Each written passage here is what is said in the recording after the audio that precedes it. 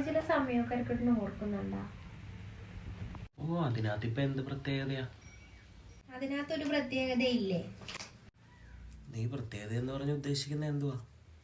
അങ്ങനെയുള്ള ദുരന്ത സമയങ്ങളെ പറ്റിയൊന്നും ഞാനധികം അങ്ങനെ ആലോചിക്കാറൊന്നുമില്ല. അയൽക്കുട്ടൻ എന്താ ദുരന്തമെന്ന് ഉദ്ദേശിച്ചത്? എനിക്ക് മനസ്സിലായില്ല. ദുരന്തം എന്താന്ന് പ്രത്യേകിച്ച് പറയേണ്ട കാര്യമുണ്ടോ? ആ ഒരു സംഭവമായ കൊണ്ടല്ലേ ഇങ്ങനെ ഇരിക്കണം എന്റെ മുന്നിൽ.